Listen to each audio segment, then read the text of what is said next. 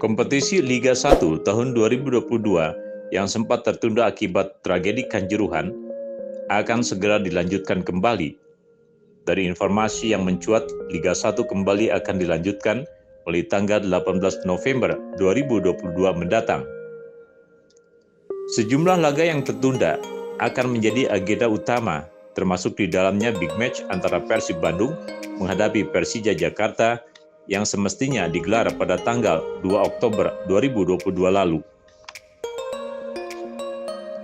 Bagi tim Persib Bandung sendiri, apabila laga yang tertunda tersebut benar-benar akan digelar pada tanggal 18 atau 20 November mendatang, ini artinya Persib tidak akan diperkuat oleh 3 pemain muda berbakatnya, yakni Kakang, Robby Darwish, dan Ferdiansyah. Sebagaimana diketahui, 3 pemain tersebut saat ini tengah mengikuti pemusatan pelatihan di Turki.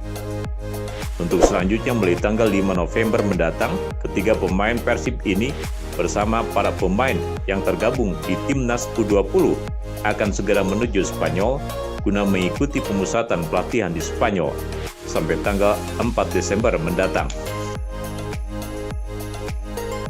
Dengan ketidakhadiran ketiga pemain muda berbakat tersebut, tentunya akan menjadi tantangan tersendiri bagi pelatih Persib Luis Milla untuk menggenjot performa pemain lain yang biasa ditempati oleh ketiga pemain tersebut agar tampil optimal saat menghadapi Persija Jakarta. Bukan hanya dari kubu Persib saja, dari kubu Persija juga dipastikan saat berhadapan dengan Persib Bandung, Persija tidak akan diperkuat oleh sejumlah pemain utamanya, karena sejumlah pemain Persija juga ditarik oleh Shin Tae-yong untuk bergabung bersama Timnas U20 yang saat ini bersama 3 pemain Persib dan pemain Timnas U20 lainnya juga tengah mengikuti pemusatan pelatihan di Turki untuk selanjutnya akan berlatih di Spanyol.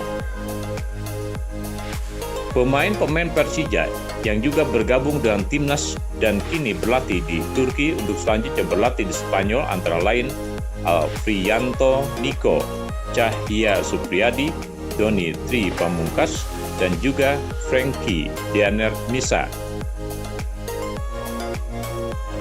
Kondisi ini tentunya juga akan sedikit membuat pusing pelatih Persija Thomas Doll. Mengapa tidak apabila big match Persib berhadapan dengan Persija benar-benar digelar antara tanggal 18 atau 20 November mendatang.